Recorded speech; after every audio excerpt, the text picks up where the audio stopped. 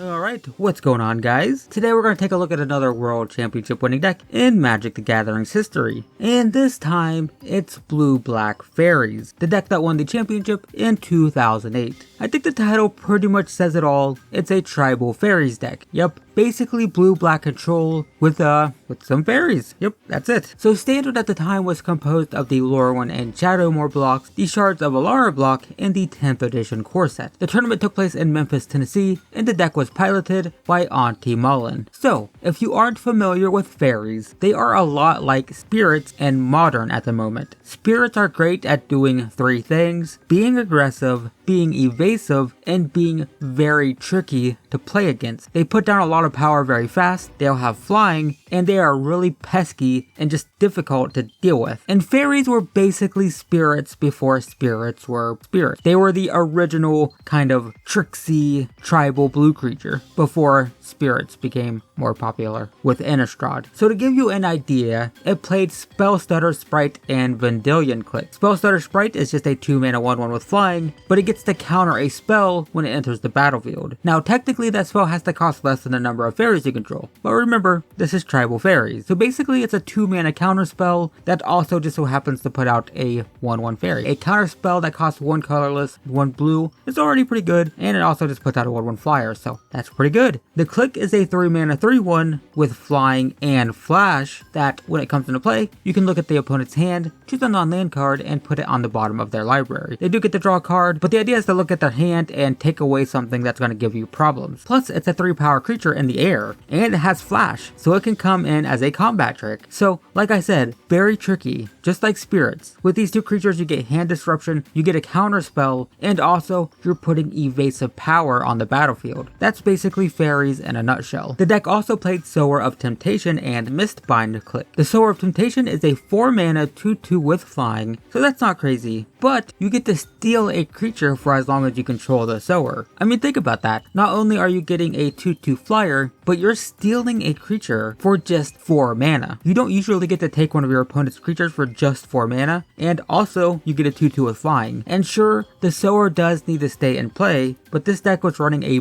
bunch of counter magic, so you had a lot of ways to protect the Sower from removal spells. The Mistbind Click, on the other hand, is a 4-mana 4/4 with flash and flying, so there we go again, flash and flying comes in, who knows when it's going to come in, 4 power flying, kind of crazy, for just 4 mana, and it taps all of your opponent's lands when it enters the battlefield. Now, you do have to champion a fairy, which means you have to exile it until the Click leaves play. But the great thing about this is that you can flash it in on your opponent's upkeep to basically time walk them, because you play it on their upkeep, you tap all their lands, and now they can't do anything. Not to mention you're putting a 4/4 with flying into play that can start attacking them. And it gets even better because you could also use this in response to a removal spell to protect one of your fairies. Maybe you're wailing away with Vendilion Click when your opponent top decks a removal spell. Well, when they cast it to target the Vendilion Click, you cast a Mistbind Click, you exile Vendilion Click, and then you continue beating. And if they top deck an answer for that, then you get the Vendilion Click back again. Yep, that's fairies. I told you, it's very tricky. It's aggressive, it's evasive, it's very tricky. And then the final fairy in the deck is, well, it's Bitter Blossom, which isn't technically a fairy, but it's a fairy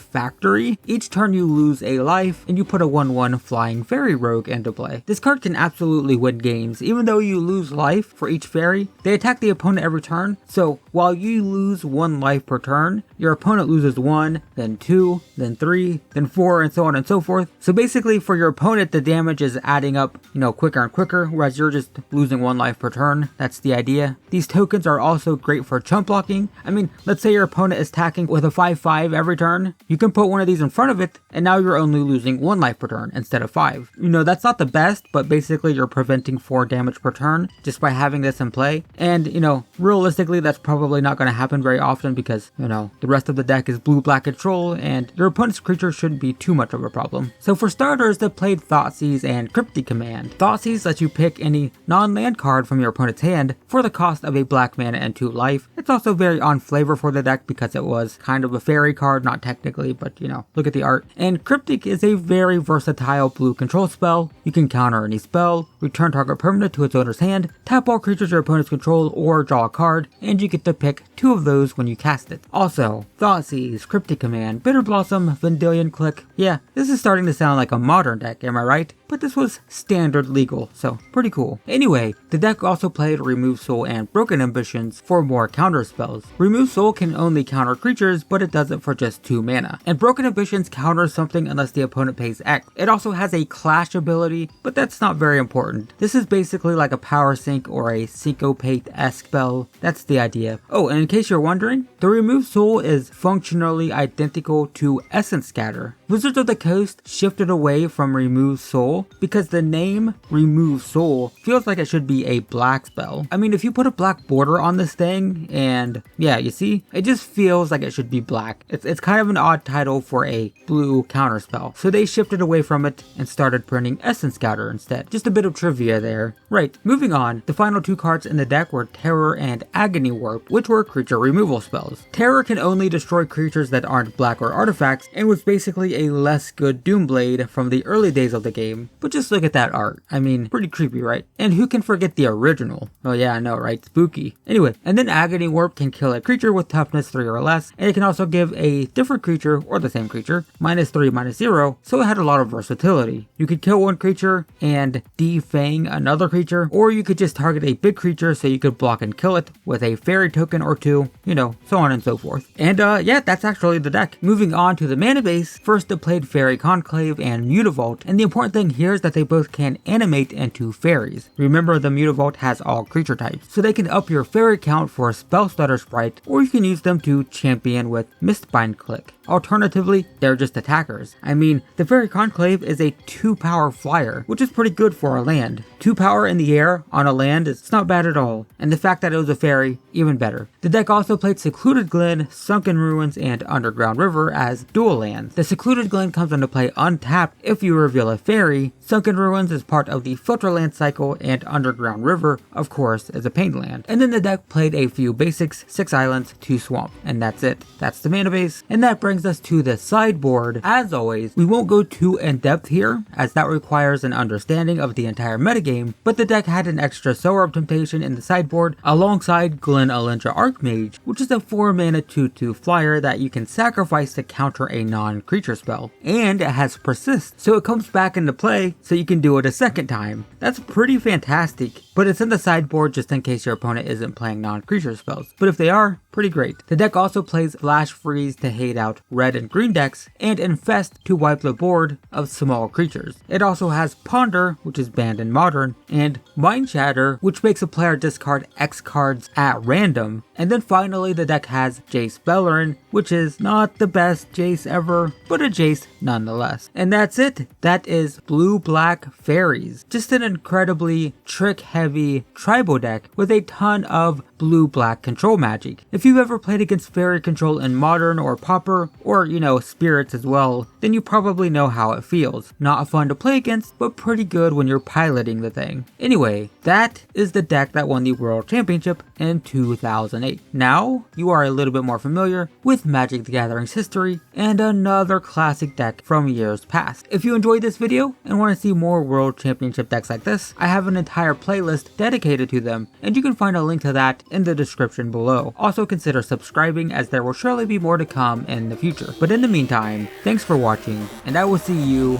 in the next one.